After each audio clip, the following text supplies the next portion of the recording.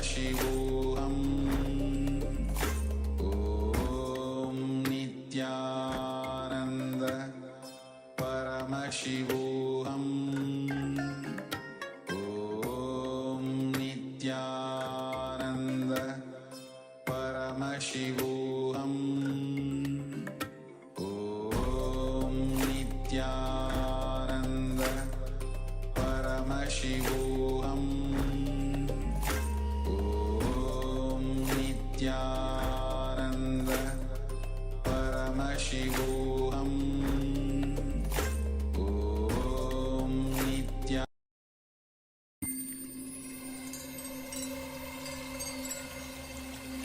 I welcome you all with my love and respect. Let you all open all your three eyes. Om Nityananda Paramashivoham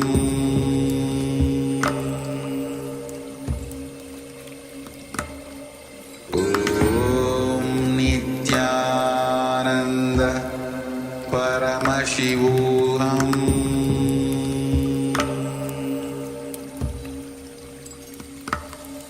Om Nityananda Paramashivoham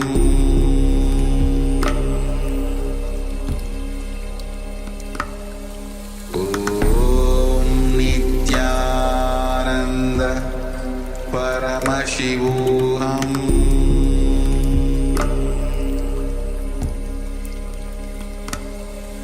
Om Nityananda Paramashivoham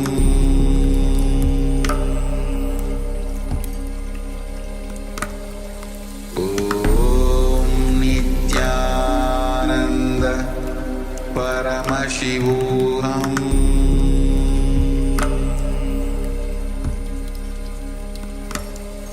Om Nityananda Paramashivoham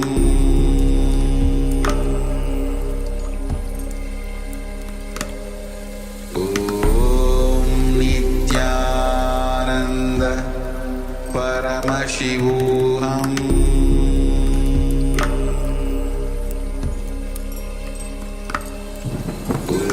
Om Nityananda Paramashivoham Om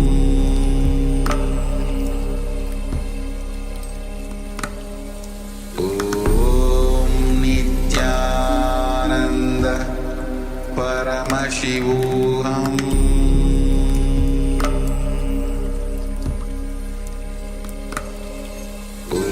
Om Nityananda Paramashivoham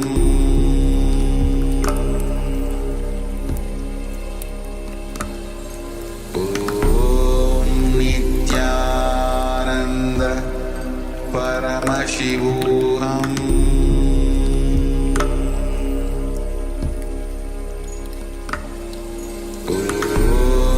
Nityananda Paramashivoham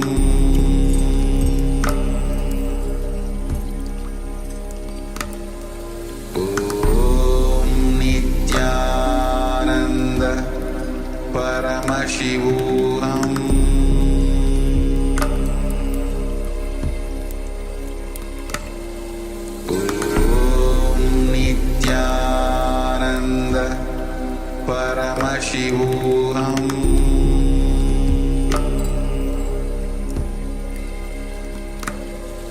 Om Nityananda Paramashivoham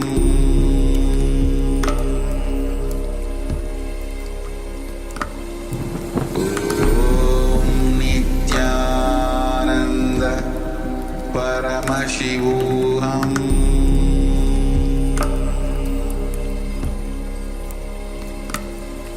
Om Nityananda Paramashivoham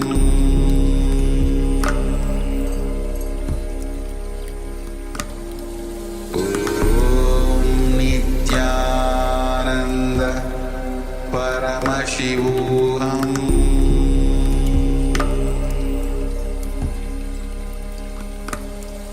Om Nityananda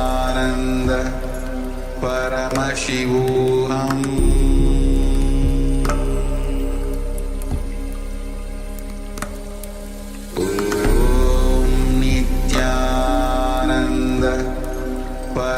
Paramashivoham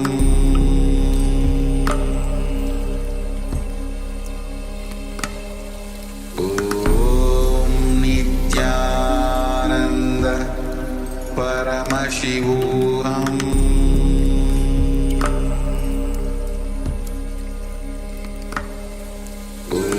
Om Nityananda Paramashivoham Paramashivoham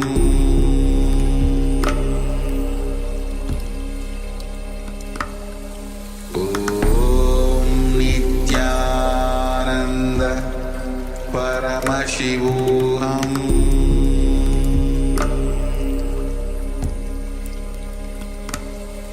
Om Nityananda Paramashivoham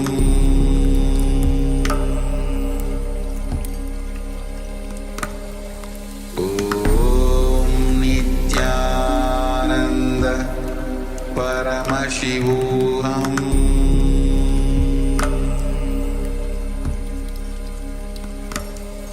Om Nityananda Paramashivoham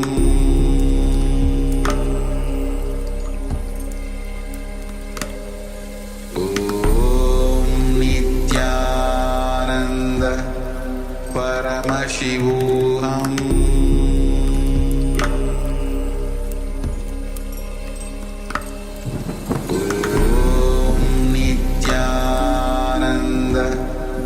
Paramashivoham Om Nityananda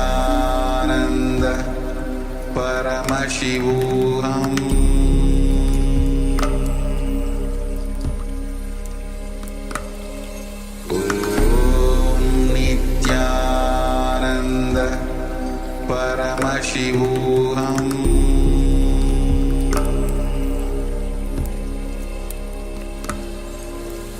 Om Nityananda Paramashivoham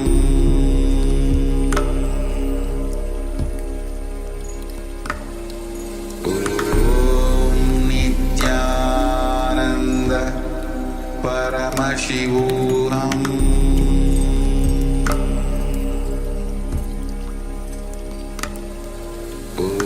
Om Nityananda Paramashivoham Om Nityananda Paramashivoham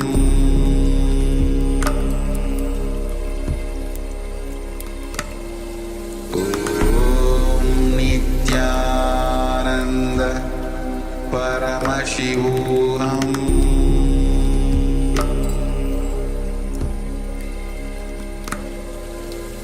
Om Nityananda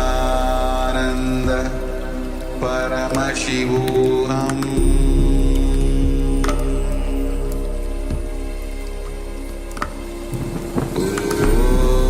Nityananda Paramashivoham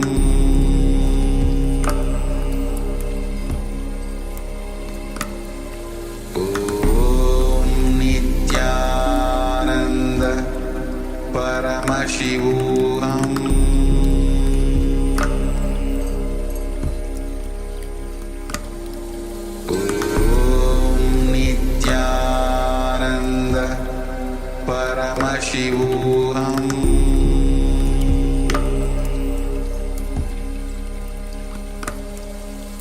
Om Nityananda Paramashivoham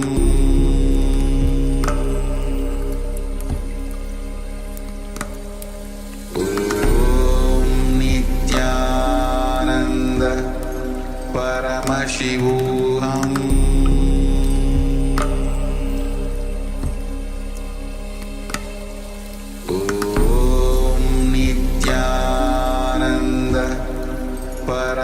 Paramashivoham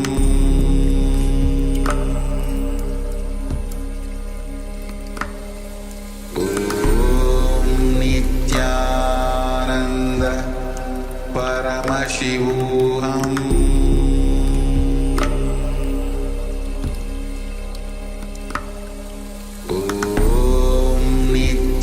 Nityananda Paramashivoham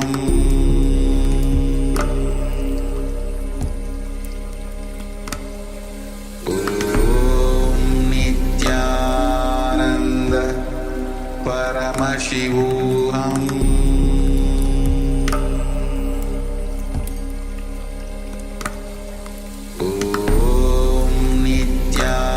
Nityananda Paramashivoham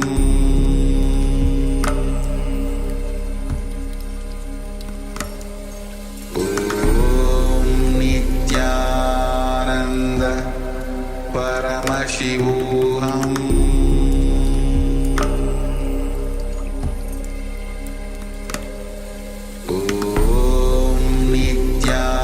Nityananda Paramashivoham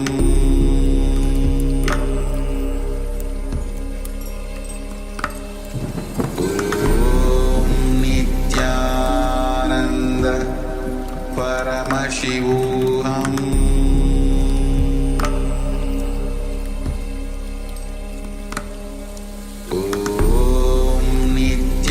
Nityananda Paramashivoham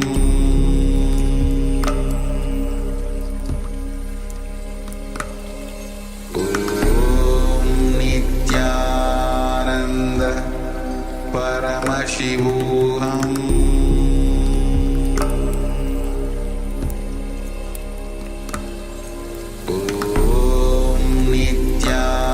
Nityananda Paramashivoham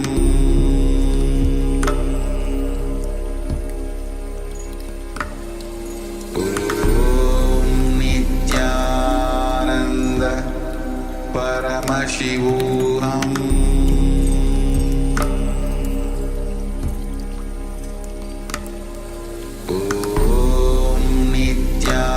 Nityananda Paramashivoham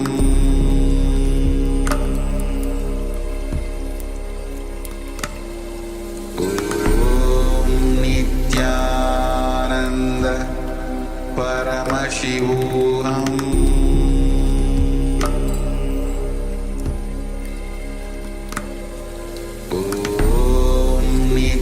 Nityananda Paramashivoham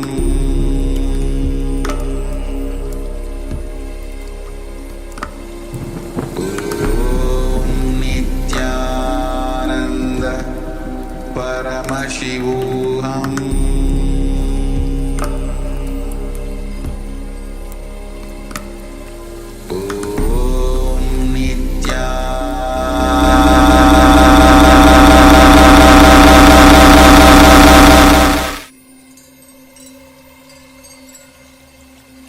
I welcome you all with my love and respect. Let you all open all your three eyes. Om Nityananda Paramashivoham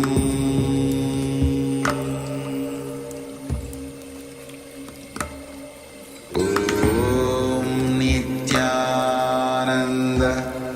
Paramashivoham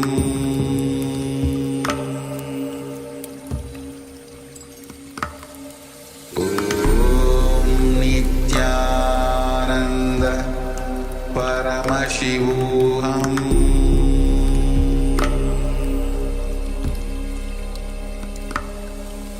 Om Nityananda Paramashivoham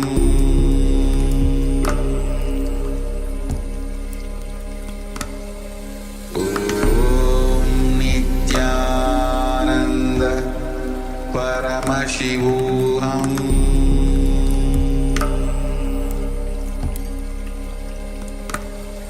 Om Nityananda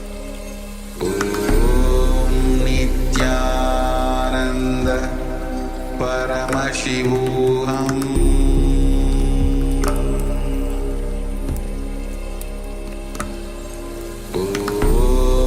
Nityananda Paramashivoham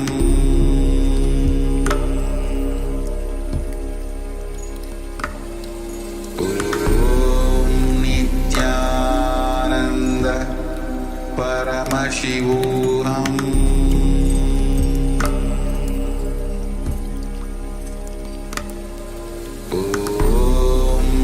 Nityananda Paramashivoham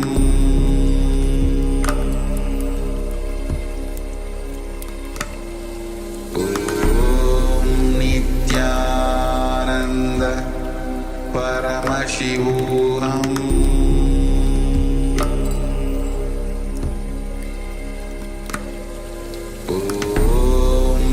Nityananda Paramashivoham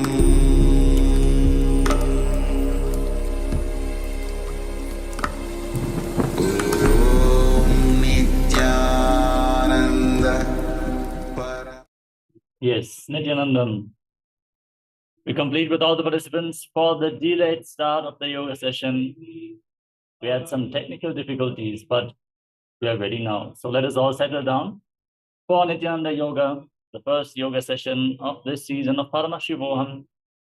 We are going to perform the Pratama Vinyasa Krama and the Dvitiya Vinyasa Krama, the 108 and 308 asana sequence of Kailasa Nityananda Yoga. Let us all now settle down on our yoga mats. Have your Panchapatram and Udani ready, 1 cup and a spoon and some water for the ritualistic cleansing. Apply Vibhuti and Kumkum. All the male bodies, please remove your upper cloth and apply the Vibhuti on the 16 places over your body. All the female bodies, please apply it on 5 places. Wear the Abharanam, the Vidakshamala, and settle down with your head, neck and spine in a straight line. Hands in Namaskara Mudra in front of your heart center. Close your eyes, take a deep breath. Visualize Swamiji in your inner space as we open the session with the Sadguru Vandanam. Nityanandam Paramasukadam Kevalam Jnanamurtim Vandvaditam Gagana Sarusham Tatpamasyadilaksham Ekam Nityam Vimalamachalam Sarvadi Sakshi Bhutam Bhavatitam Trigunarahitam Sadgurum Tam Namami. Next, we are going to invoke Paramashiva's presence by chanting the Shiva Mula mantra, Om Ham Om Shivaya Namaha, 11 times. All of you who have been initiated into the Shiva Diksha yesterday, initiated into this mantra, chant along internally as we chanted 11 times. Om Ham Om Shivaya Namaha. Om Ham Om Shivaya Namaha. Om Ham Om Shivaya Namaha. Om Ham Om Shivaya Namaha. Om Ham Om Shivaya Namaha. Om Ham Om Shivaya Namaha. Om Ham Om Shivaya Namaha. Om Ham Om Shivaya Namaha. Om Ham Om Shivaya Namaha. Om Ham Om Shivaya Namaha. Om Ham Om Shivaya Namaha. Next up is the Tattvachamanam, the ritualistic cleansing. Now take your Panchapatram and Udani and keep your right hand in the Gokarna Mudra in the shape of a cow's ear. Take 1 Udani, 1 spoon of water and pour it into your right palm. Each time the word Swadha is chanted, sip the water from the bottom of your right palm. Om Atmatattvam Shodayami Swadha. Now take another Udani of water into your right hand. Om Shiva Tattvam Om Vidya Tattvam Shodayami Swadha. Take another udani of water into your hand. Om Shiva Tattvam Shodayami Sada. Now wash your right hand with the water from the Panchapadram and wipe your lips twice with the bottom of your right thumb. Om Ham Hridayaya Namaha. Wash your hand. Now, with index, middle, and ring fingers joined together, touch above the upper lip and below the lower lip. Then wash your hand again. With your index finger and thumb joined together, touch the right nostril and the left nostril. With your ring finger and thumb, touch your right eye, your left eye, your right ear, and your left ear. Then wash your hand again. With your little finger and thumb, touch your navel, your right chest, and your left chest. And with all the fingertips joined together, touch the crown of your head, the right shoulder, the left shoulder, and your heart center. Then wash your hand again. Now clasp the right hand over the left and place both hands on the right thigh. Close your eyes and set the sankalpa. Make a conscious resolution what you're going to manifest as part of today's ritual of Nityananda Yoga, or this visualization as we chant the sankalpa mantra. Om Mamopata Samasta Duritakshaya Dvara Bhagavarshi Nityananda Paramashiva Pridyatam Shri Nityanandeshwari Paramashiva Shakti Sameta Shri Nityanandeshwara Paramashiva Pridyatam Cha Adya Purvokta Evam Guna Visheshena Vishishtayam Asyam Shupaditao Purna Arogya Yukta Drigata Yogita Sharira Sityatam Paramashiva Shakti Avishkaranartham Nityananda Yoga Abhyasam Karishye. Now wash your right hand once more. Om Apa Upasprisya. And place your Panchapadram and Udani aside, out of harm's way, so we can safely enter into this ritual of Nityananda Yoga. Everyone settle down in a comfortable cross-legged position with your head, neck, and spine in a straight line. Place your hands on top of the knees in Bindu Mudra with index fingers and thumbs together. Throughout the asana sequence, you can see the mudra in the bottom right corner of the screen. You're going to have various mudras throughout the asana sequence. Gaze forward. Just above the mudra, you have a gaze, which is directing your gaze either upwards or downwards, directing the flow of the energy and bringing intense focus. Visualize Lord Shiva in your inner space. Above the gaze, you can see there is an image as a reference for your visualization.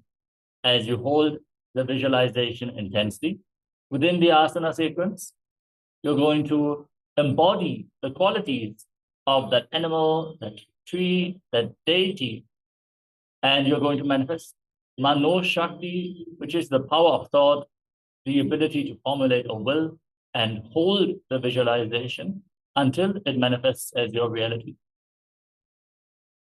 Next is pranayama, the breathing technique, aligning your breathing flow to Paramashiva. The first pranayama of the sequence is Samana Kumbhaka. Inhale fully into your navel region and hold your breath. Meditate on a flame kindled in your navel region, rising upwards. The next component is Bandha, energy locks performed by contracting certain muscles and diaphragms within your body.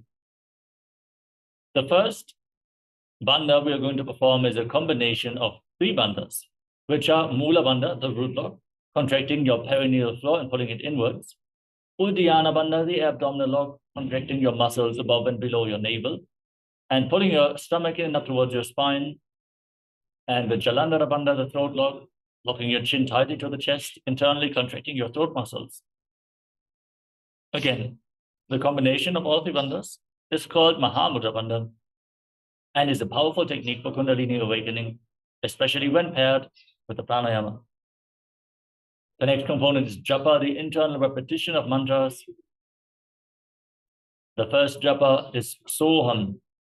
Internally repeat the japa soham without striking the sound and visualize the mantra rotating around your throat, cleansing your Vishuddhi chakra, your throat chakra, awakening Vak Shakti, the power of speech, empowering you to manifest anything as your reality by mere declaration with your words. With all these components, we enter into the first asana of the sequence, Sukhasana.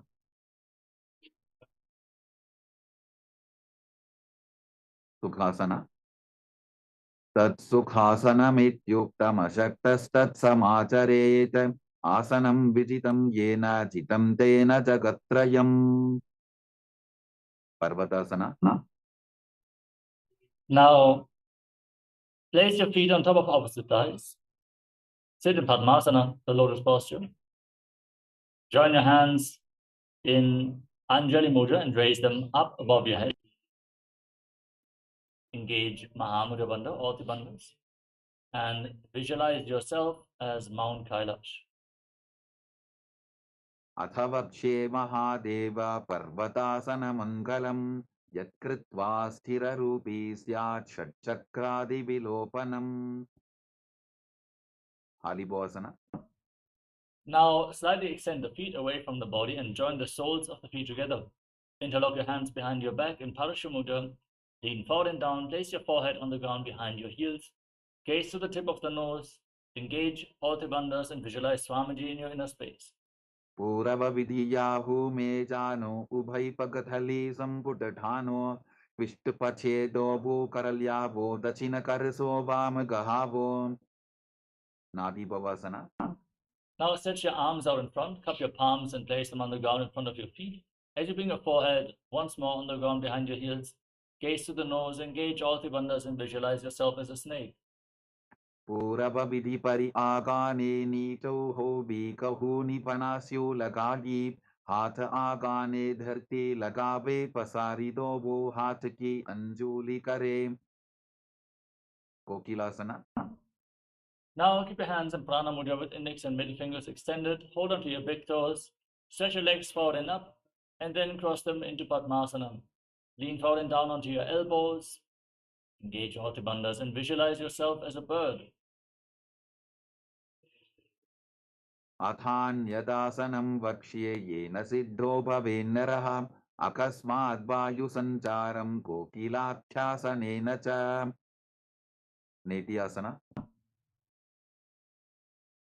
Now, place one foot on top of the opposite knee and the other foot below the opposite knee. Hold on to opposite elbows and start rotating your arms in wide circles. Engage all the bandhas. Gaze to the nose and visualize Swamiji in Netyasana. Goda Bama Padiki Ashamahili Soja Dachicharan Ko Baralota Parigulpa Samoja Vamapadako Mahilo Bahuro Vulpajana Tapari Goda Dachiki Ashabarali Dhana. Gajasana. Now place your palms down on the ground and raise your hips up high. Scoop your head and chest forward and down again and again as you pull your stomach in and up in Uddiyana Bandha. And visualize yourself as an elephant in Gajasana.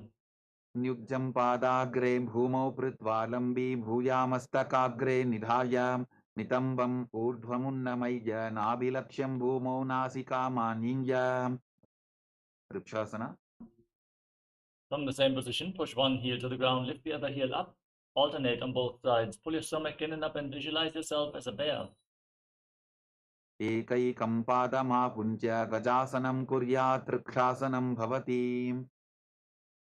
Vaishasana. Now rise up and stand on the tips of your big toes if you can, otherwise stand on the tips of your toes. Bring your hands to the chest in Hridaya Mudra with index, middle and ring fingers joined together. Pull your stomach in and up in Uddiyana Bandha and visualize Swamiji in Vaishasana. Keshena Padayugalam Bandvatishte Dadho Mukha Athava Ishyavakshe Yatkritva Satyavan Bhavet. Balalingasana. We move to the first Karana of the sequence, Urdhva Janu Karana.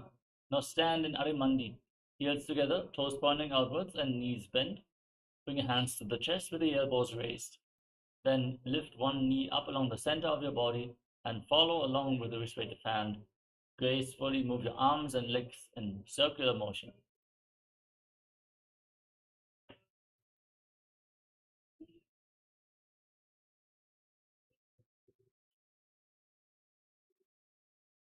Next up is Balalingasana. Now interlock your fingers from the outside in Sarva Shankari Mudra.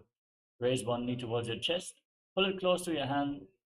Pull it close with your hands as you engage Mahamudra Bandha and visualize yourself holding a baby. Ekam janu urasi alingya sthatavyam balalinganam bhavati. Pada Asana. Now pull the foot behind towards your buttocks with your hands interlocked in Paramashivoham. Engage Mahamudra Bandha. Stand straight, bring your knees together, and visualize Swamiji in your inner space. स्थित्वैकस्मिन् पादतले कराभ्यां वेष्टयेत्तनं पृष्ठे संस्थाप्य यत्नेन पादपीडनमासनं नटराजासना. Now hold the sole of the foot from the inside and kick your leg back enough as you lean forward with the other hand extended in Bindu Mudra and visualize yourself dancing as Lord Nataraja in Natarajasana. उत्तानपादं क्रौञ्चं च मरीचिं वीरभद्रकं नटराजं त्रिकोणं च सुप्ताङ्गुष्ठप्रसारणे बाललिङ्गासना. Now again pull the knee to the chest, pull the other knee up as you engage all the bandhas and visualize yourself holding a baby in Balalingasana on the other side. एकं जानु उरसि आलिङ्ग्य स्थातव्यं बाललिङ्गरं भवति पादपीडनासना. Now pull the foot towards your buttocks with your hands in Padashamudra and visualize Swamiji in your inner space in Padapittanasana. स्थित्वैकस्मिन् पादतले कराभ्यां वेष्टयेत्तनं पृष्ठे संस्थाप्य यत्तेन पादपीडनमासनं नटराजासना. Catch the sole of the foot from the inside, kick your leg back enough, and extend the other hand forward in Bindu Mudra as you visualize yourself performing the cosmic dance as Lord Nataraja. उत्तानपादं क्रौञ्चं च मरीचिं वीरभद्रकं नटराजं त्रिकोणं च सुप्ताङ्गुष्ठप्रसारणे ताडासना. Next up is Ardharishta Karana from Arimandi. Heels together, toes pointing outward and knees bent. Bring your hands to the chest. Then step the right foot behind the left and swing the right arm back and forth like a pendulum, gracefully moving your fingers one by one. Then place your right hand over the nose and cross your ankles. Step the left foot behind and repeat the movement on the other side.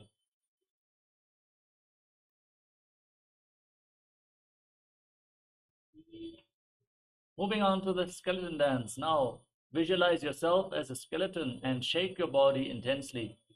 Hold the visualization of your bone structure and dance wildly without any pattern, without any rhythm. Just shake every bone of the body. Hold the visualization. Try to visualize the skeleton of your body as you move every part of your body.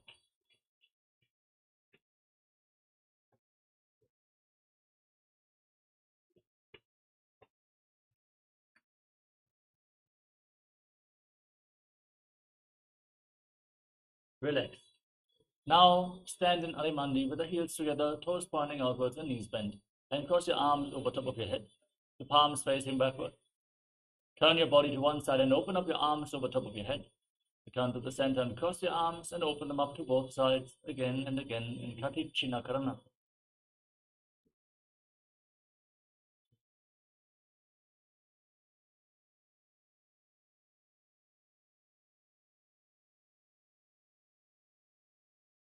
Now rise up onto the tips of your toes and raise your arms up parallel above your head. Engage the root lock, the abdominal lock, and the throat lock, all three bandhas. As you visualize yourself as a palm tree and internally chant the new japa, Shivoham Intarasanam. महामुद्राबद्धकोनौ ताडासनविभेदकान् विनोत्तानं सदा कुर्यादन्तर्वत्नीपतिप्रियाम् उत्तानासना. Now lean forward and down, place your palms on the ground, pressing all the female bodies who are currently in pregnancy not to perform any of the forward bends of this sequence.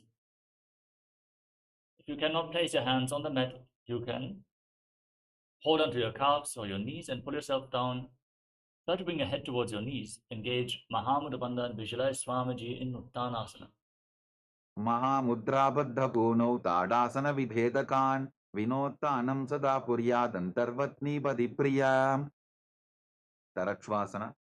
Now walk your hands forward and step your feet back into a tall plank position. Lock your throat in Jalandhara Bandha and start rotating your head from side to side. as you visualize Swamiji in your inner space.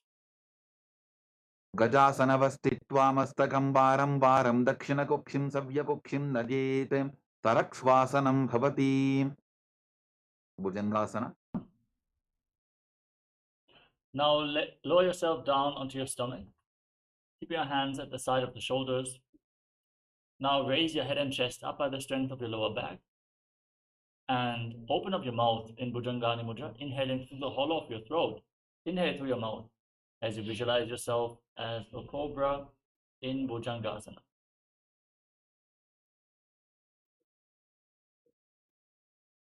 अंगुष्ठनाभिपर्यन्तम् अधो भूमौ विनिन्यसेत् कराभ्यान्तदरान् धृत्वा ऊर्ध्वशीर्षफणीवशे देहाग्निर्वर्धते नित्यं सर्वरोगविनाशनं जागर्ति भुजगी देवी भुजंगासन साधनात्.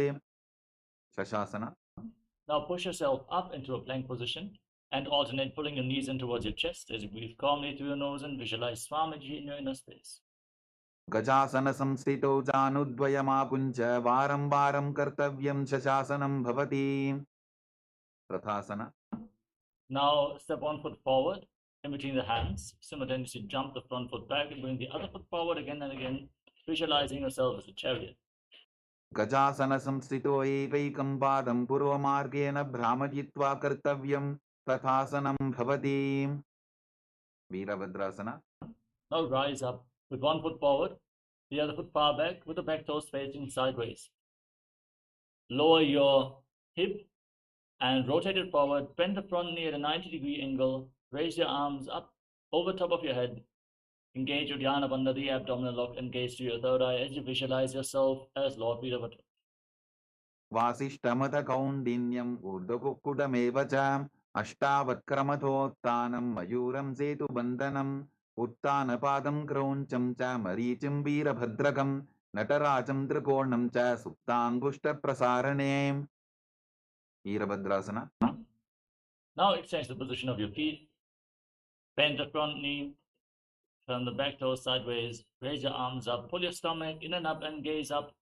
Visualize yourself as Lord Veeravata in Veeravatasana. वासिष्ठमथ कौण्डिन्यम् ऊर्ध्वकुक्कुटमेव च अष्टावक्क्रमथोत्थानं मयूरं सेतुबन्धनम् उत्थानपादं क्रौञ्चं च मरीचिं वीरभद्रकं नटराजं त्रिकोणं च सुप्ताङ्गुष्ठप्रसारणे. Vrikshasana. Now stand on one leg and lift the other foot towards the inner opposite thigh. Join your palms in Anjali Mudra and raise your arms up over top of your head. Engage Uddiyana Bandha, the abdominal lock, and visualize yourself as a tree. वामोरुमूलदेशे च याम्यं पादं दिधार्यतो तिष्ठेत्तु वृक्षवद्भूमौ वृक्षासनमिदं विदुः. गव्यासना. Now bring the raised foot on top of the opposite hip and your hands in Namaskara Mudra in front of your heart center. Bring your knees closer together, stand straight, and visualize yourself as Lord Garuda. गरुडासनमावक्ष्ये येन ध्यानं स्थिरं भवेत् सर्वदोषाद्विनिर्मुक्तो भवतीह महाबली. एकपादमुरो बद्ध्वा एकपादेन दण्डवते जङ्घापादसन्धिदेशे जानुव्यग्रं व्यवस्थितः. Vrikshasana. Now raise the other foot towards the opposite thigh. Your hands in Anjali Mudra over top of your head. Engage Uddiyana Bandha and visualize yourself as a tree. वामोरुमूलदेशे च याम्यं पादं निधार्यतो तिष्ठेत्तु वृक्षवद्भूमौ वृक्षासनमिदं विदुः. ब्रह्मासना. Now bring the raised foot on the opposite hip, your hands in Namaskara Mudra in front of your heart center, and visualize yourself as Lord Garuda. गरुडासनमावक्ष्ये येन ध्यानं स्थिरं भवेत् सर्वदोषाद्विनिर्मुक्तो भवतीह महाबली. एकपादमुरो बद्ध्वा एकपादेन दण्डवते जङ्घापादसन्धिदेशे जानुव्यग्रं व्यवस्थितम्. त्रिकोणासना. Now step one foot forward and the other foot far back with your back toes facing sideways. Extend your arms out and lean forward and down. Place one hand by the foot, the other arm raised to the sky. Gaze up and visualize yourself as a triangle in Trikonasana. उत्थानपादं क्रौञ्चं च मरीचिं वीरभद्रकं नटराजं त्रिकोणं च सुप्ताङ्गुष्ठप्रसारणे. त्रिकोणासना. Now rise up, Rotate your feet and lean down to the other side. Repeat Trikonasana, the triangle pose on the other side. Uttanapadam Kravancham Cham Hricham Veerabhadrakam Natarajam Trikonam Cha Suptangushta Prasarane. Now rise up and stand in Alimandi. Heels together, toes pointing outwards and knees bent. Raise one heel off the mat and bring your hands in front of your chest with the palms facing each other. Now stomp the raised heel down and lift the other heel up, exchanging the position of your hands in front of your chest again and again in Nikutakakarana.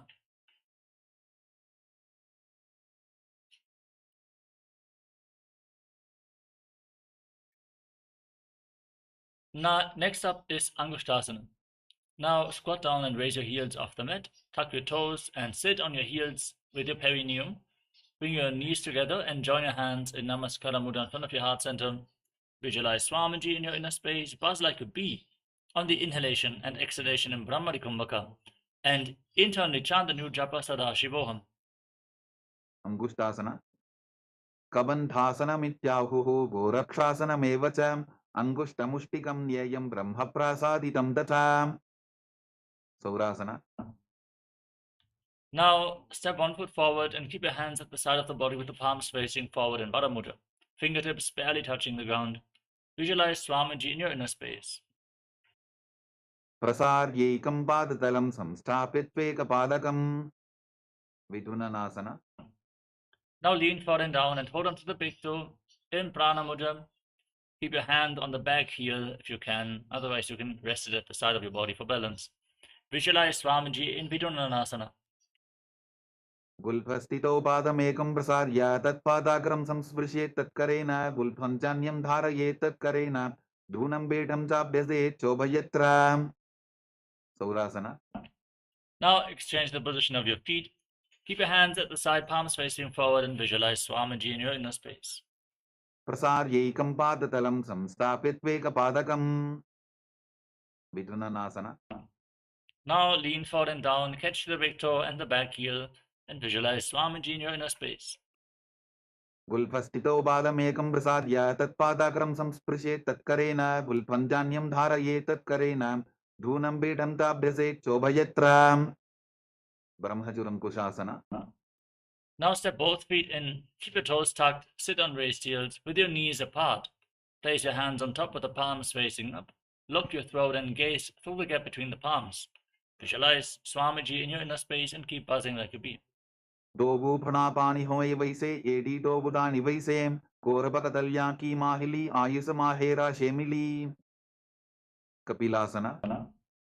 Now drop your knees down. Place your hands on your thighs, pull your stomach in and up and gaze to your nose as you visualize yourself as sage Kapila Muni. Ubhai bakathali samathharave tinako mahili kor milave Pranapani kukar hoye vaise edi dobu joni nivaise. Bhadrakorakasana. Now raise your gaze up towards your third eye and visualize Swamiji in your inner space as you maintain the same body posture. Dobu bakatali samputakare koravarili bhuparidhare koravarili rabhe aise tapari mooladvaridi kibese. Suryasana.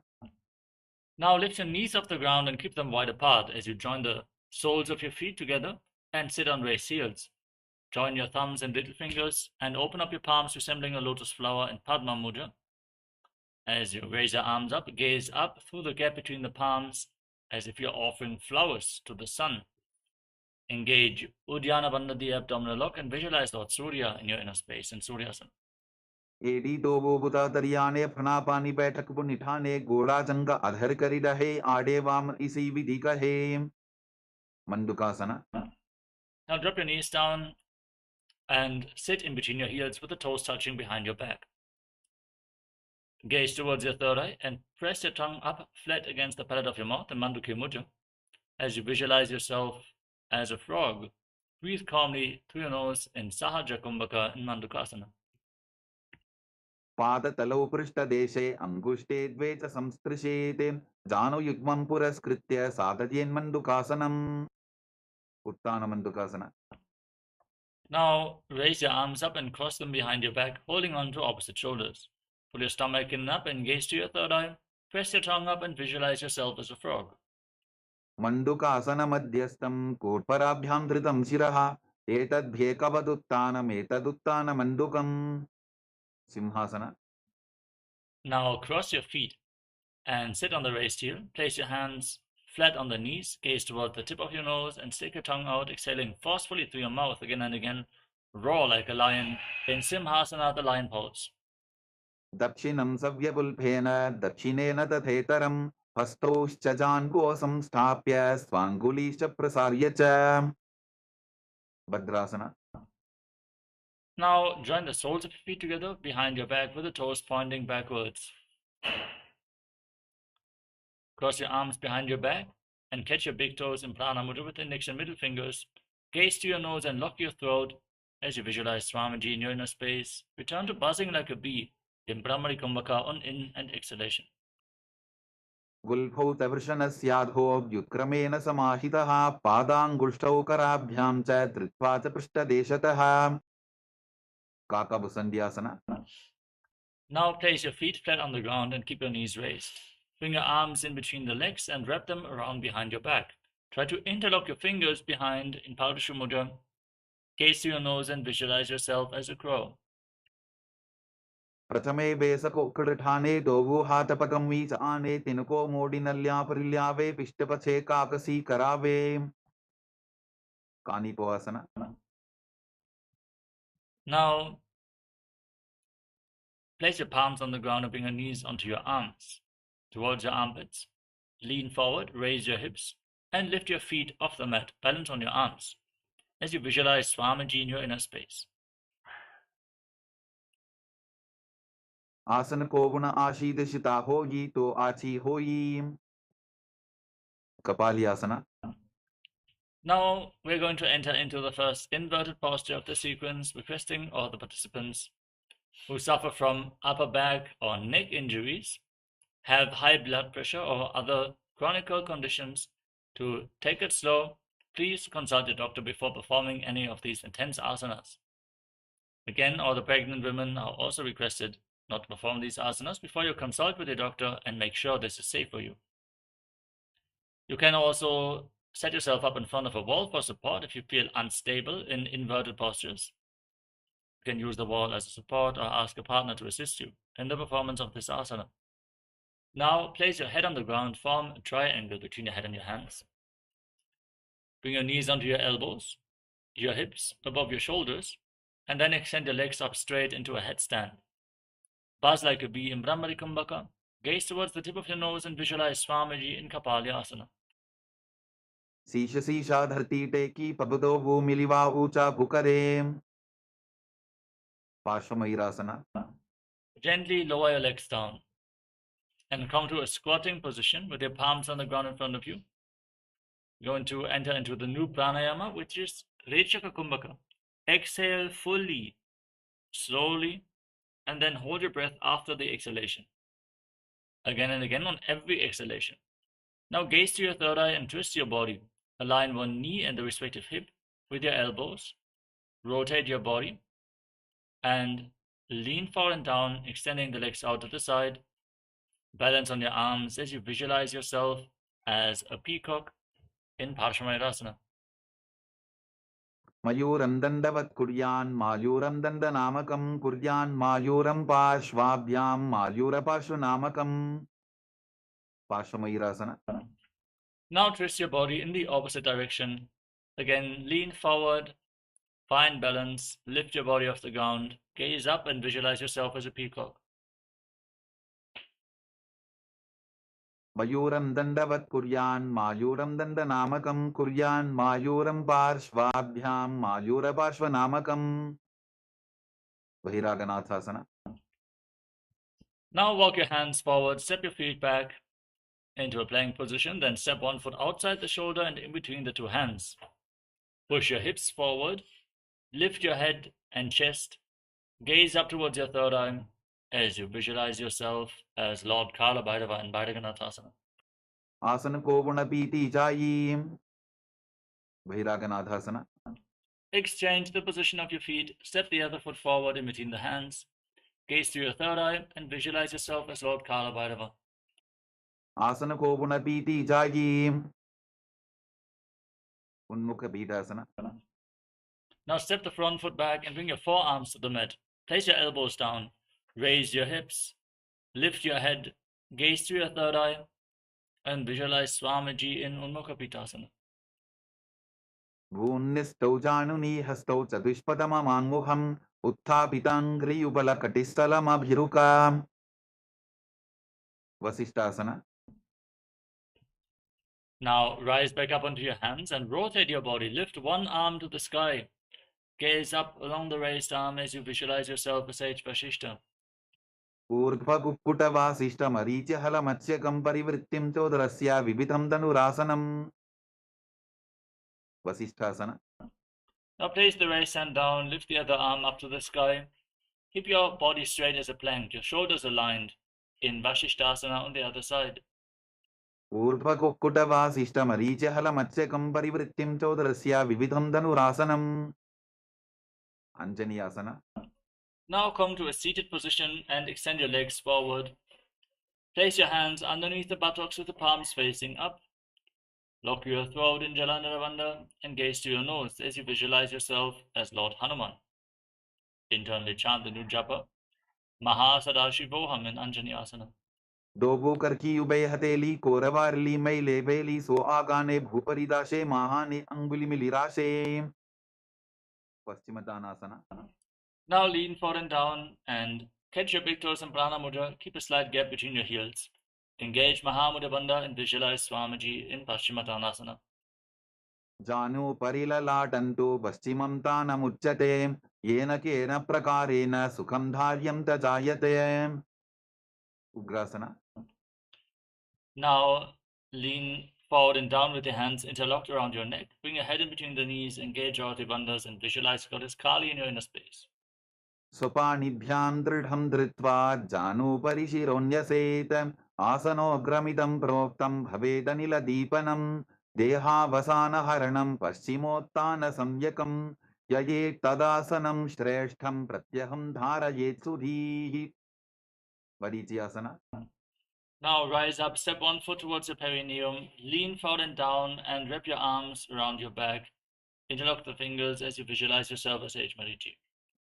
Uttanapadam grauncham cha haricham veerabhadrakam natarajam trikonam cha suptangushta prasarane. Mahamudrasana. Drop the waist into the side, lean forward and down and catch your front foot with both hands. Engage Mahamudra Bandha as you gaze to your nose and visualize Swamiji. Mahamudram pravakshami tantresvin mama vallabhe yam prapya siddha siddhim cha kapiladyah puragataha. Varichiyasana. Now exchange the position of your feet. Keep the knee raised. Lean forward and wrap your arms around your back as you visualize yourself as Sage Marichi. Uttanapadam grauncham cha haricham veerabhadrakam natarajam trikonam cha suptangushta prasarane. Mahamudrasana. Drop the waist into the side, lean forward, hold on to the front foot, engage all three bandhas as you visualize Swamiji and gaze to your nose. Mahamudram pravakshami tantresvin mama vallabhe yam prapya siddha siddhim cha kapiladyah puragataha. Bhadrasana. Now join the soles of the feet together in front of your body and interlock your fingers around your toes. Push the knees to the mat and gaze towards your third eye as you visualize Swamiji in your inner space.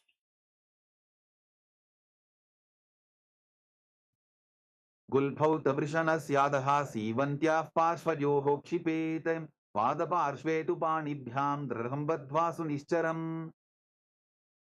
Valipavasana. Now slightly extend the feet away from the body. Keep your toes together, hands on the knees. Gaze towards the nose and lock your throat as you visualize Swamiji in your inner space in Valipavasana. Puravachar pidichoka kakhyo soyi vahi vidichoki je soyi yame edi bhinna jarashe angula atha antaro rashe. Donyasana. Now bring your feet back in to the body, hold onto the soles of the feet and lean forward and down, placing your forehead to the mat. Gaze to the nose and visualize Yoni Mandala in your inner space. दोगो बगदली संपुट करे AD मेड़ के ढिंग दरे अर्ध हाथ को अंतर राशे लीलाट बकथलिया उपरदाशे बिडकी पवसना पूरव विधि परिपगथली संपुट शोल AD milli राशे. Now rise up and extend your feet away from the body. Keep your heels together and separate your toes. Extend your arms out to the side and lean forward and down, bringing your forehead on the ground behind your heels. Gaze at the nose and visualize Swamiji in your inner space. Siddha Samadhi Asana. Now bring the feet back in towards your body. With the toes together, heels apart, scoop your hands below the shins with the palms facing up. Place your face on the ground in front of your feet with the toes touching your throat. Gaze to the nose and visualize Lord Surya in your inner space. दोगो बगदरी संबुट करे 16 मेढ़ आगा मेधरे अंगुल 8 अंतरोराशे AD को ऐसे विदिदाशे. की पवसना. Now rise up. With the feet together, hold onto the soles and open them up like a book. Press your elbows down onto your thighs and gaze to your nose as you visualize Swamiji in Shinagi Pavasana. दोगो बगा की AD धरती मगिवा मेढ़ रगावे. Serber चौकासना. Now rotate your feet. Bring your toes down and raise your heels off the mat. Bring your knees to the ground. Bring the soles of the feet together, close towards your perineum, and place your hands on the knees and push them down to the ground as the acharyas are demonstrating. Pull your stomach in and up in Uddiyana Bandha and gaze to your third eye as you visualize Swamiji in your inner space in Charapada Chokasana. दोगो बगदली संपुट धारे आवा ने कैजारे पसारे गोड़ा भूसो लगता राशे हाथ दोगो गोड़ा परिदाशे. भैरवासना. Now rotate your feet. Lift your heels up, bring the toes down, and try to bring your knees to the ground. Place your hands on top of the knees in Bindu Mudra with index fingers and thumbs together. As you pull your stomach in and up, gaze towards your third eye and visualize yourself as Lord Kala Bhairava in Bhairavasana. गुल्फो संपीड जान्योन्यं विक्रमेणोतितं शनैः जान्वो पार्श्वगतौ हस्तौ दण्डवद् भैरवासनम्. समानासना. Now bring one heel against your perineum and lift the sole of the other foot against your chest with both hands. Gaze to your third eye and visualize Swamiji in your inner space. समानासनमावक्ष्ये सिद्धमन्त्रादि साधनात् एकपादमरो दत्त्वा गुह्योऽन्यलिङ्गवत्रके. उपानासना. Now lift the leg over your shoulder, extend the opposite leg forward and up. Gaze to your third eye and visualize Swamiji in your inner space. केवलं पादमेकञ्च स्कन्धे चारोपे यत्ततः एकपादेन गगने तिष्ठेत दण्डवत्रभोन्. समानासना. Now bring the other heel against the perineum. Lift the sole of the opposite foot against your chest. Gaze up and visualize Swamiji in your inner space. समानासनमावक्ष्ये सिद्धमन्त्रादि साधनात् एकपादमरो दत्त्वा गुह्योऽन्यलिङ्गवत्रके. अपानासना. Now lift the leg over your shoulder, extend the opposite leg forward and up with your hands at the side for support. Gaze to your third eye and visualize Swamiji in your inner space. केवलं पादमेकञ्च स्कन्धे चारोपे यत्ततः एकपादेन गगने तिष्ठेत दण्डवत्रभोन्. वंखासना. Now stake your knees in front of your body with your heels outside opposite hips. Interlock your hands on the top knee in Parashu Mudra. Gaze to your nose. Hiss through your teeth on the inhalation in Shitkari Kumbhaka.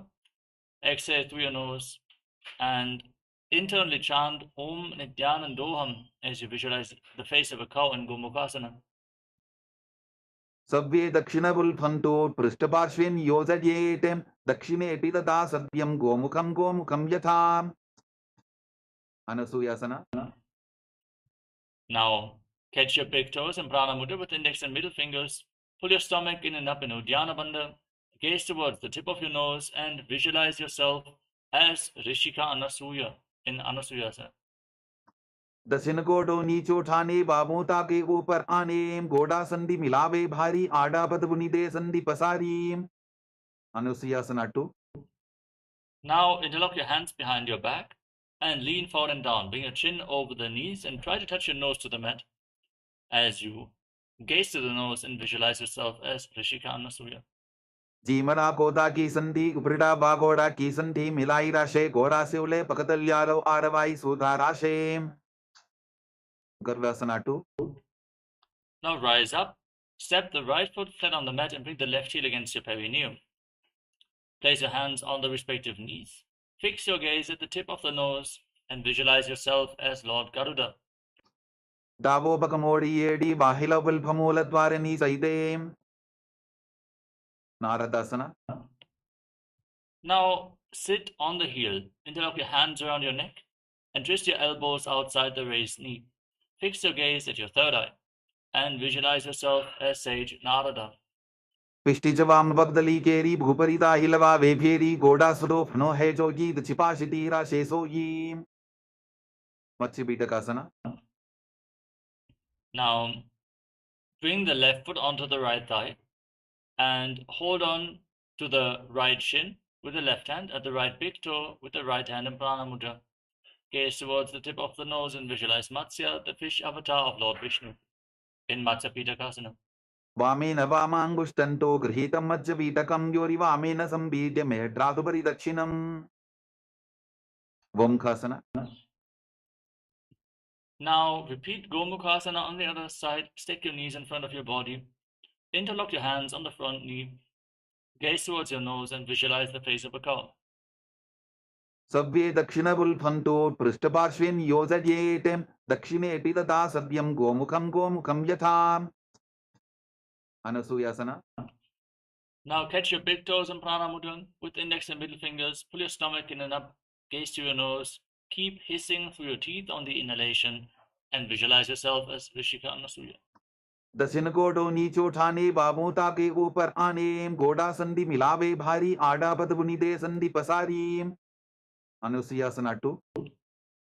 Now interlock your hands behind your back and lean forward and down. Chin over the knee, nose to the ground, and visualize yourself as Rishika Anasuya.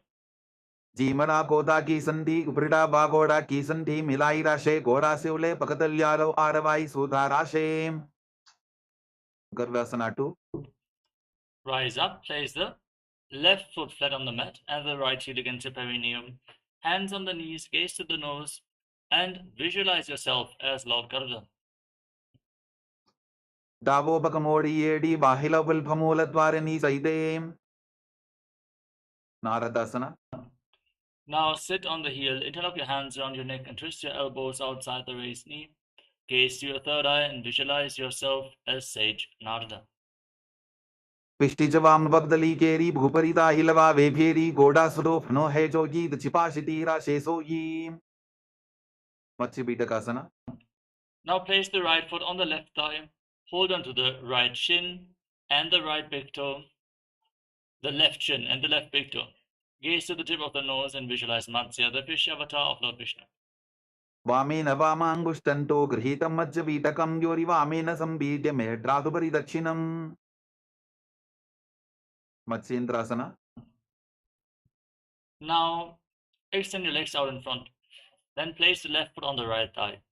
Raise the right knee and twist your left elbow outside the raised knee and place your hand by the neck.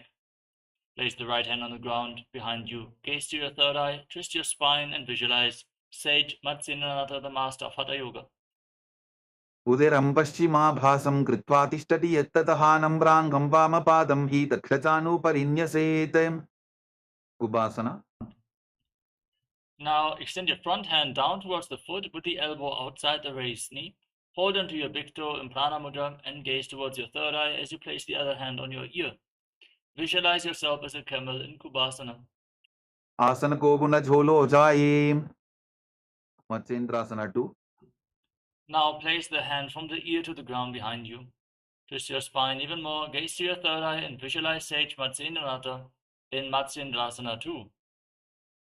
Vatsendrapitham Dadara Pradiptim Pratandara Pandala Khandanastram Abhyasatat Kundalini Prabodham Dandasthiratvam Hidatati Pumsam. Matsyendrasana. Now extend your legs out in front once more. Place the right foot on the left thigh and raise the left knee. Twist your right elbow outside the raised knee with the hand by the neck and gaze towards your third eye as you visualize Sage Matsyendrasana and Matsyendrasana on the other side. Uderam Paschima Bhasam Kritva Tishtati Yattataha Nambrangam Vamapadam Hi Dakshachanu Parinyaset. Kubhasana. Extend the front hand to the foot, hold onto the big toe, and place the other hand on the respective ear. Gaze to your third eye and visualize yourself as a camel in Kubhasana on the other side. Asana ko guna jholo jaye. Matsyendrasana 2. Now place the hand from the ear to the ground behind you. Gaze to your third eye and visualize Sage Matsyendrasana. वत्सेन्द्रपीठं दडर प्रदीप्तिं प्रचण्डर पन्दल खण्डनास्त्रम् अभ्यासतः kundalini प्रबोधं दण्डस्थिरत्वं हि ददाति पुंसाम्. Padmasana. Now place your feet on opposite thighs, your hands on top of the respective knees. Engage all the bandhas, gaze to your nose and visualize yourself as Lord Shiva. As you breathe in Shitali Kumbhaka, roll up your tongue and inhale through the rolled up tongue like a tube. Internally chant the new japa, Om Nityananda Mahasadaशिवोहम in Padmasana. आसनं द्विधं प्रोक्तं पद्मं वज्रासनं तथा ऊर्ध्वोरुपैचेद्धत्ते उभे पादतले यथा. Padmasana 2. Now, cross your arms in front of your body and hold on to the respective big toes and prana mudra. Gaze to the nose and visualize yourself as Devi, Paramashiva Shakti. उत्तानौ चरणौ कृत्वा ऊरु संस्थौ प्रयत्ततः ऊरु मध्ये तथोत्तानो पानी कृत्वा तु तादृशो. Kukutasana. Now, as you sit in Padmasana, bring your hands through your legs and place your palms on the mat. Lift your entire body off the ground, breathe calmly through your nose in Sahaja Kumbhaka, and visualize yourself as a rooster. Padmasanam susamsthapya nanvororantarē karo niveshya bhūmā vasishte yomastha kukutasana. Baddhakekyasana. Now, from Padmasana, rise up onto your knees and place your palms on the mat in front of you with the fingers pointing towards your body. Lean forward, bend your elbows against your navel, and then lift your body off the mat, balancing on your arms with the legs in Padmasana. Visualize Swamiji in your inner space. धरामवष्टभ्यकरत्वेन तत्कूर्परिस्थापितानाभिपार्श्वः उच्चासनो दण्डवदुत्तितर्खेमायुरमेतत्र वदन्ति पीठं मयूरं पद्मकं कुर्यात् बद्धकेकीति कथ्यते. Vayurasana. Now extend your legs back, straight. Again, bring your elbows against your navel, lean onto your arms and extend the legs straight. As you balance on your arms, visualize yourself as a peacock. अथ वक्ष्ये महादेव मयूरासनमुत्तमं भूमौ निपात्य हस्तौ द्वौ कूर्परोपरि देहकम्. Makarasana. Relax. Now lay down on your stomach. Place your forehead on the ground and interlock your hands around your neck. Rotate your feet so the toes are pointing outwards and your heels are touching the ground. Visualize yourself as a crocodile in Makarasana. अध्यासशेदे हृदयं निधाय भूमौ च पादौ च प्रसार्यमानो शिरश्च धृत्वा करदण्डयुग्मे देहाग्निकारं मकरासनं तत्. Salabhasana. Now place your palms on the ground at the side of your shoulders and lift your legs up completely off the ground. Hold your legs off the mat as you visualize yourself as a locust. अध्यासशेदे करयुग्मवक्षो भूमिमवष्टभ्यकरयोस्तलाभ्यां पादौ च शून्ये च वितस्ति चोर्ध्वं वदन्ति पीठं शलभं मुनीन्द्राः. Ushtrasana. Now hold onto your feet and pull them outside your hips. Try to touch your heels to the ground while visualizing yourself as a camel. अध्यासशेते पदयुग्मव्यस्तं पृष्ठेति दायापि धृतं कराभ्याम् आकुञ्चयेत् सम्यक् उदरासेवाढमुष्प्रञ्च पीठं योगिनो वदन्ति. Dhanurasana. Now kick your legs back and up, hold onto your feet firmly and raise your head and chest. Gaze towards your third eye and visualize yourself as Pinaka, Lord Shiva's bow in Dhanurasana. प्रसाद्य पादौ भुविदण्डरूपौ करौ च पृष्ठे धृतपादयुग्मं कृत्वा धनुस्तुल्य विवर्तिताङ्गं निगद्य योगी धनुरासनं तत्. Bhavasana. Now come to a kneeling position. Place the top of the feet flat and sit in between your heels with the toes touching behind your back. Hands on the respective knees. Gaze towards your third eye and visualize Swamiji. Breathe calmly through your nose and internally chant the new japa, Om Nityananda Paramashivoham in Bhagasana. उल्टा मोटी पावतो वैसे बहुरोचिविति करे कैसे पावन महिला बुल्पुस होवु कुलापाशितीला वेसोवु. Gohyasana. Now place your forearms on the ground and Keep your elbows shoulder width apart. Then interlock your fingers. In Paramashivoham Mudra, place your head on the ground and support it with your hands. Lift your hips above the shoulders, straighten your legs, walk forward, kick your legs up into an inverted posture. Keep your knees bent and pull them in towards your chin. Squeeze your body into a ball as you gaze at the nose and visualize Swamiji in Gohi Asana. Dovo हाथ की कहुनी जोगी पनिहकलाई जाने दोयी. Shirsasana. Now extend your legs up straight into a headstand. Gaze towards the tip of the nose and visualize Swamiji in your inner space.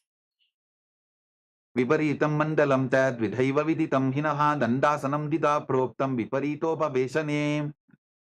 Podyasana. Now lower your legs down and come to a seated position.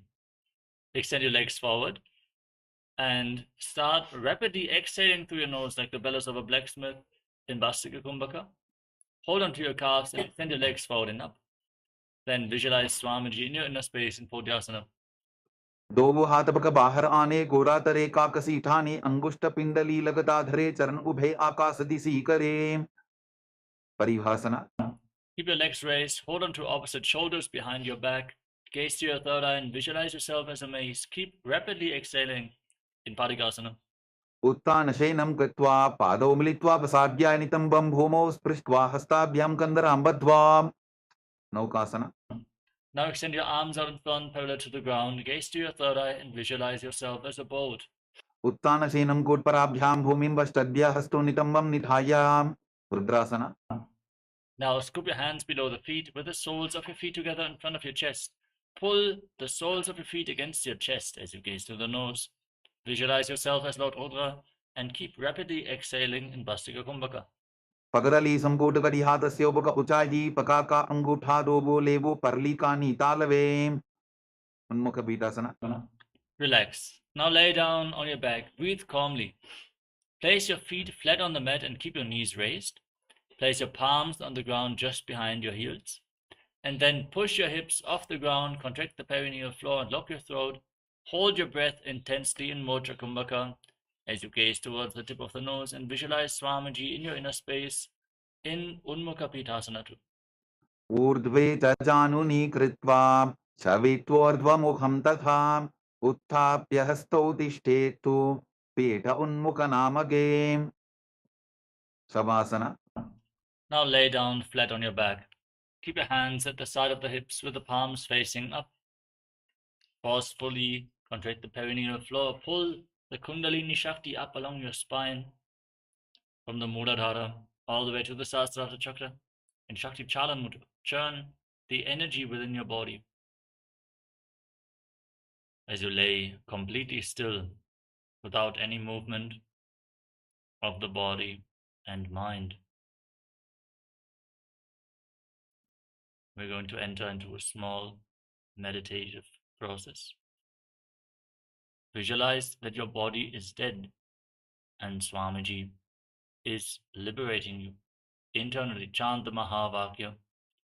Om Nityananda Paramashivoham in Shivasana. उत्तानं शववद्भूमौ शयनं तु शवासनं शवासनं श्रान्तिहरं चित्तविश्रान्तिकारकम्.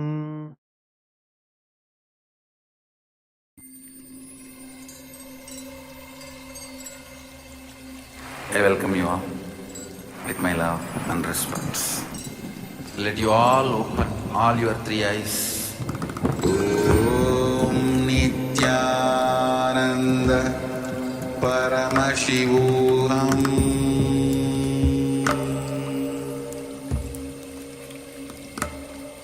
Om Nityananda Paramashivoham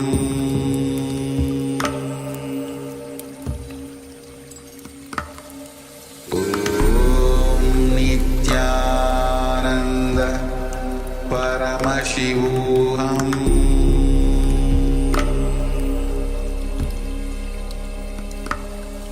Om Nityananda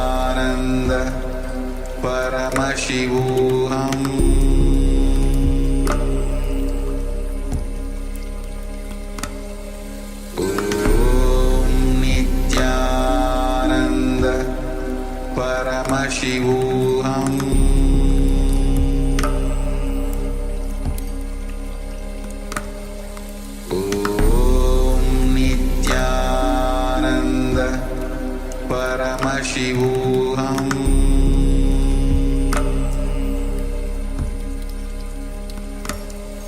Om Nityananda Paramashivoham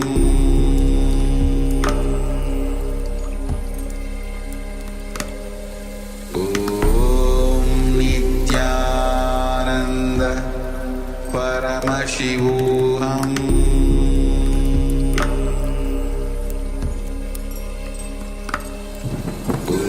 Om Nityananda Paramashivoham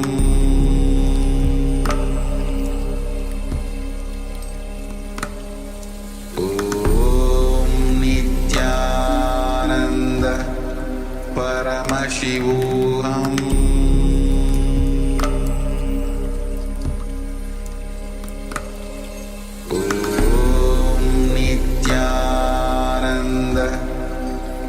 Paramashivoham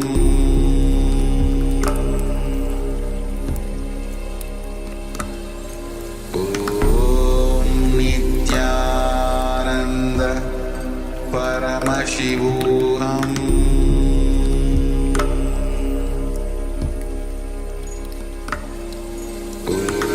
Om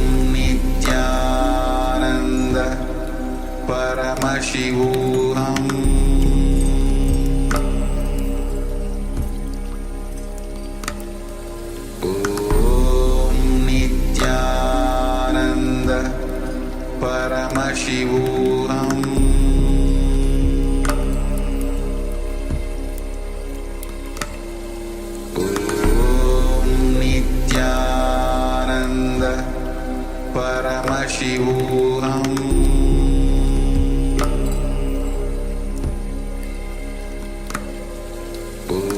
Om Nityananda Paramashivoham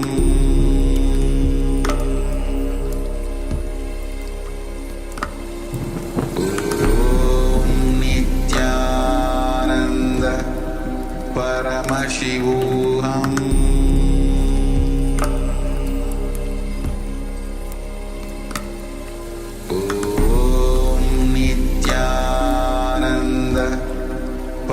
Paramashivoham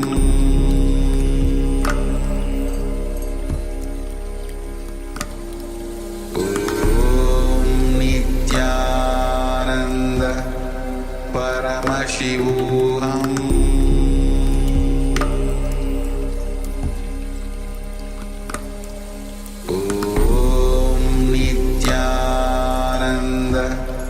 Paramashivoham Om Nityananda Paramashivoham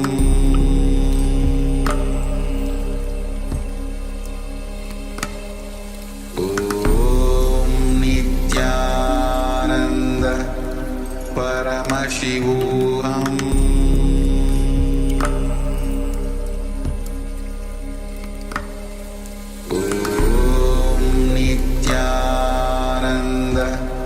Paramashivoham Om Nityananda Paramashivoham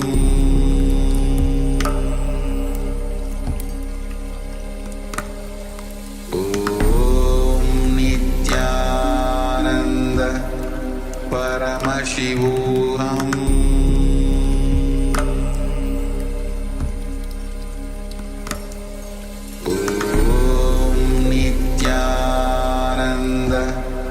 Paramashivoham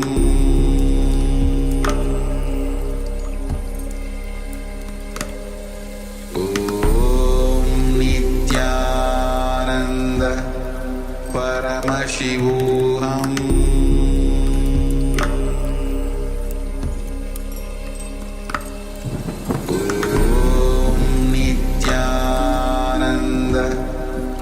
Paramashivoham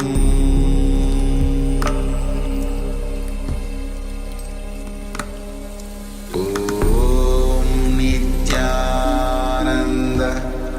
Paramashivoham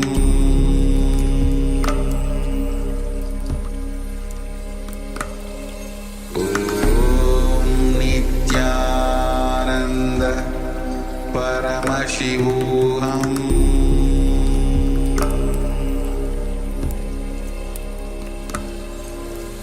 Om Nityananda Paramashivoham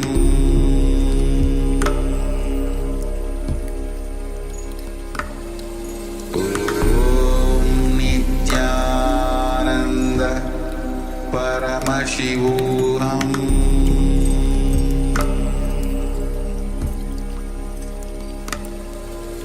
Om Nityananda Paramashivoham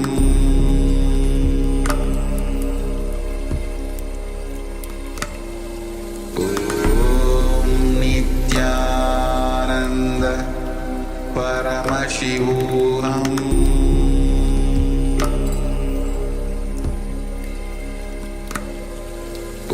Om Nityananda Paramashivoham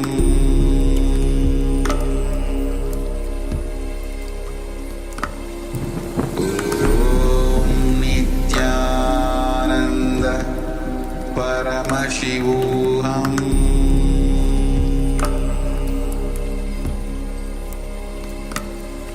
Om Nityananda Paramashivoham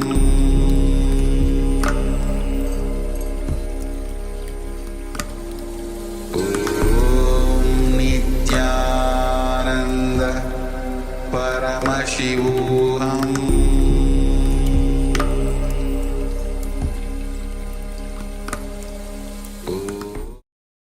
Now, slowly return to your physical body. Start to wiggle your fingers and toes. Rotate your wrists and your ankles. Move your arms and your legs.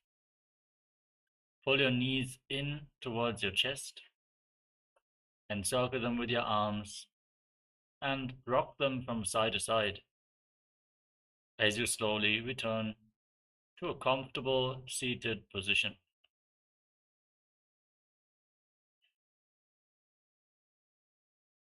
Congratulations, you completed the Pratma Vinyasa Krama, the 108 Asana sequence of Kailasa's Nityananda Yoga. I want to thank all the Paramashivoham Level 1 participants for joining us for the first yoga session of this season, and we want to complete for the technical glitch in the very beginning.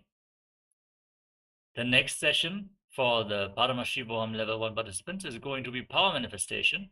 So stay tuned, the next acharyas are getting ready to start the power manifestation session with blindfold reading. Wish you all an exciting day of Paramashivoham Level 1.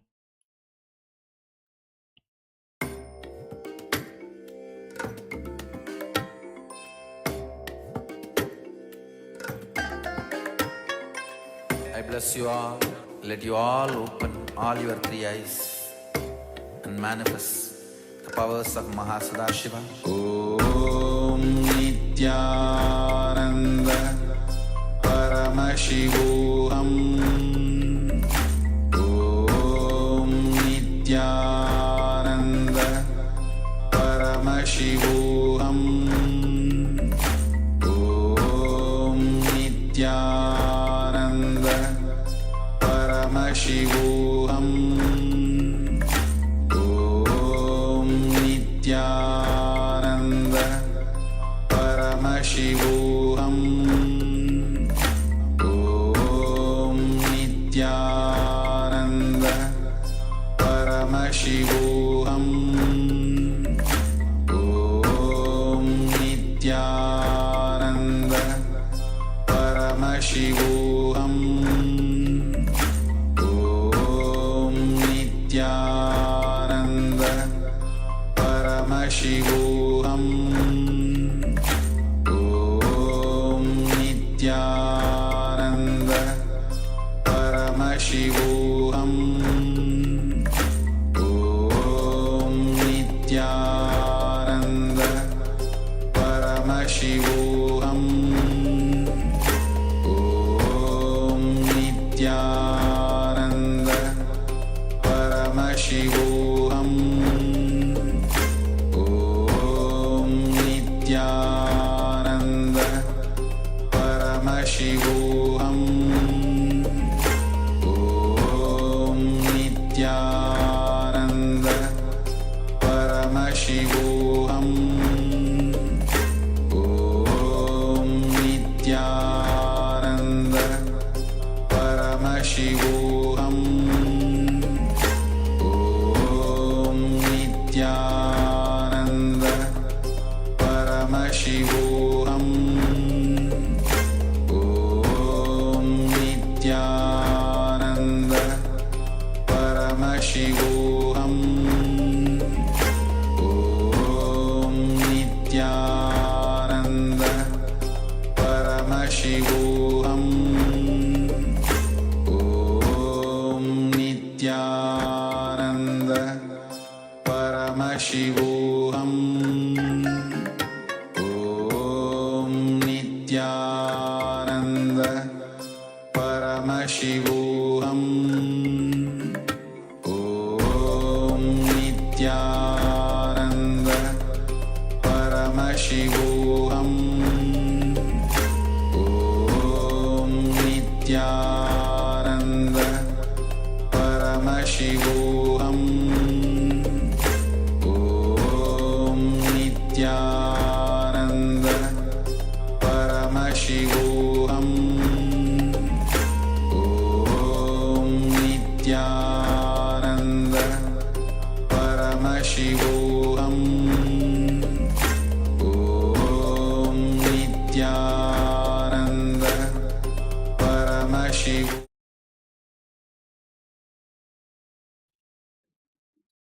Nityanandam Paramasukadam Kevalam Jnanamurtim Dvandvatitam Gaganasabhisham Tattvamasya Dilaksham Ekam Nityam Vimalamachalam Sarvati Sakshibhutam Bhavatitam Trigunavihitam Sadgurum Tam Namami. Yes, Nityananda, all of you. On today's day 2 of Paramashivoham Level 1. And we just finished 108 asana sequence, the Pratham Vinyasa Krama. The intense sequence that Swamiji has designed for all of us to align ourselves to the cosmos. And Nityananda Yoga itself is the essence of millions of yogic scriptures, which is authenticated with Sas Pramana, Atma Pramana, and Sakshi Pramana. So now, I would like to request all the participants on the Zoom, and we have participants on YouTube and Facebook as well. So requesting all the participants to share their breakthrough today they had through the yoga. It can be any of the asanas that you had breakthrough. You're not able to perform previously, but today you had a little more experience of that yoga, that asana, the posture, or through the yoga itself, you had uh, more flexibility, or you had some better experience with yoga. You can share anything that you had with experience you had with the yoga. Yes, so today being the first day of yoga for this program itself, I'd like to take a moment to once again highlight the importance of the yoga practice. So we need to, this program works on the entire body. So not just the body, not just the mind, the patterns. We're working holistically on the entire body, mind, and spirit. So the yoga is very important on the body side. So first of all, we need to remove the toxins from the body. So that's through the detox recipes that we mentioned. Then we need to build your body into the yogic body, into a healthy body that aligns with the cosmos, that aligns with your higher self. So this is where the yoga comes in to get your body into the right shape. So request all participants, please make sure that you do not skip the yoga. So don't come just to the next session after the yoga. Please make sure you do yoga. It is very important. So once again, we do detox to remove the toxins from your body. We do yoga to make sure that we get you aligned and get your body primed to hold the higher energies. So if you skip on the yoga, then you won't be able to hold the higher energies.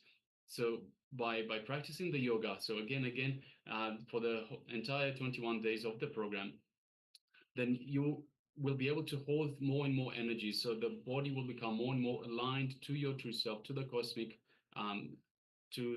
self as well.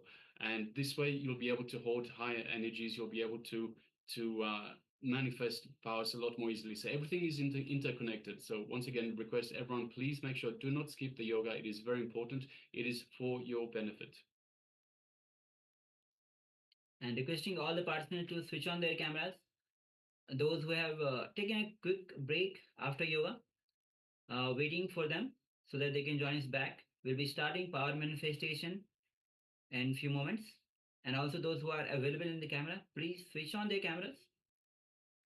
And also, as requested, please share your experience of yoga, anything that you had, because as it is said, that yoga is for you to prepare yourself to align to the cosmos, so that the energy that Swamiji is going to pour on you, you are able to absorb that energy. So preparing your body is the first step towards the whole enlightenment itself. So as Swamiji says, with the detoxification before yoga, the 5 panchakriyas that we perform, taking haritaki in the night, or even the neem juice in the morning, then nose cleansing, eyes cleansing, and anima. So all these panchakriyas are also important aspect of detoxification. And then entering into yoga, this gives, after detoxification, doing yoga gives a different level of experience itself. And then yoga itself gives you a different level of breakthrough. So do not miss the detox process and then enter into yoga. So Masya Wu says improve a bit. Wow, great, awesome. Yes, thank you for sharing, Ma. And also, this is one of the motivation, inspiration for other participants, especially those who are new, so that they can, without hesitation, share their experience, and they can engage with us if anything is holding them back. So it's a kick for them to, so that they can start sharing. Also, people have started turning on their cameras. Welcome all the participants. Please be available on the camera once you have come back. We'll be starting shortly with the power manifestation. Yes, so we'll just give a few more moments for participants to switch on their cameras to return from a quick refreshing from after the yoga practice. So just giving a few more moments.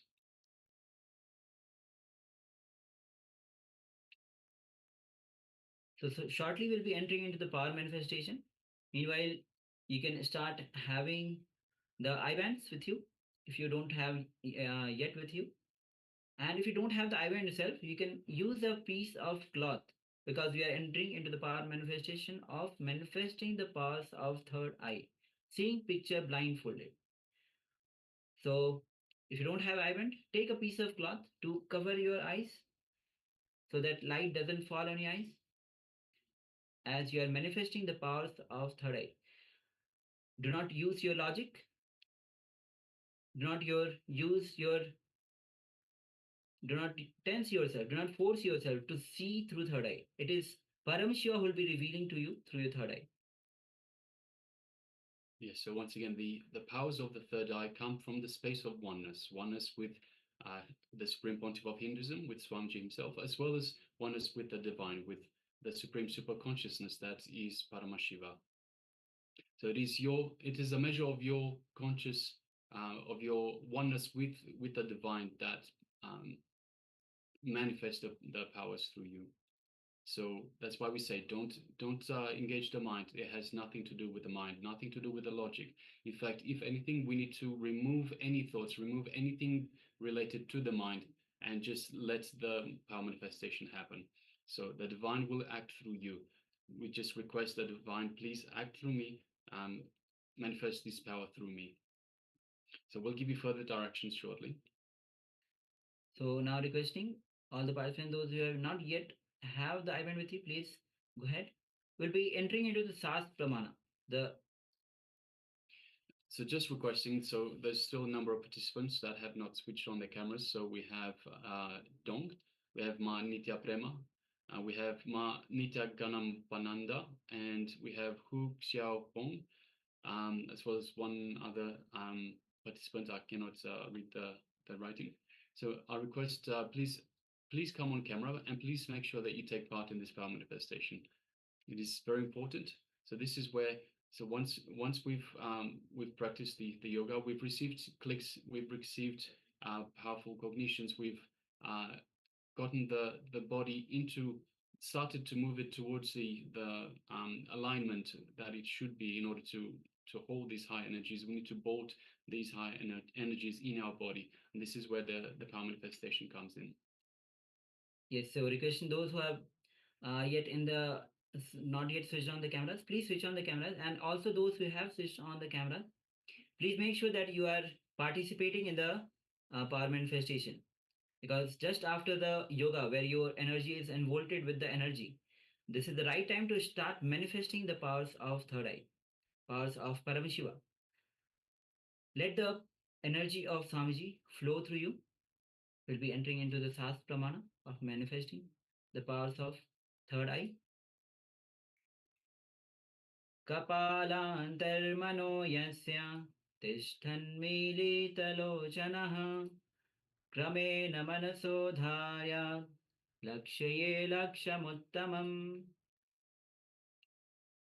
The translation of this beautiful verse goes as, by fixing the mind on the inner space within the crown center and sitting stably without any movement, having the eyes closed in succession.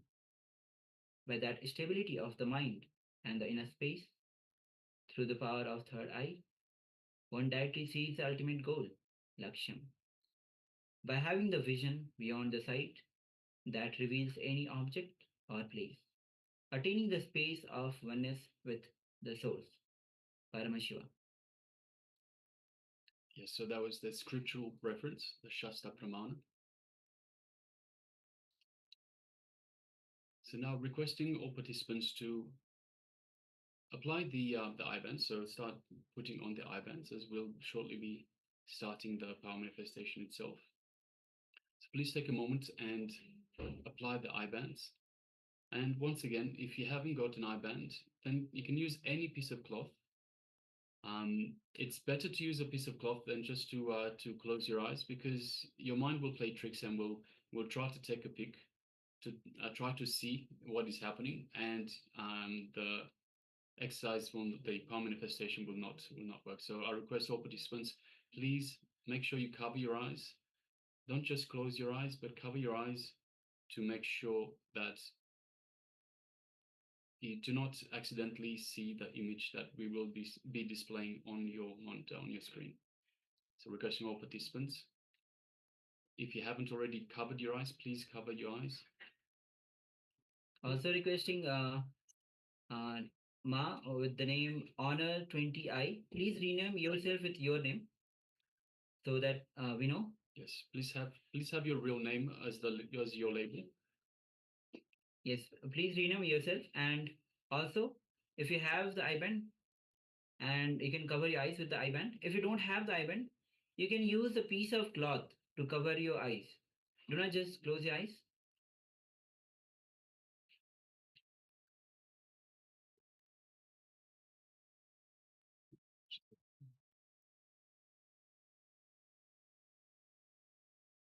Also, Wei Hang Mei, if you can cover your eyes. Yes, great.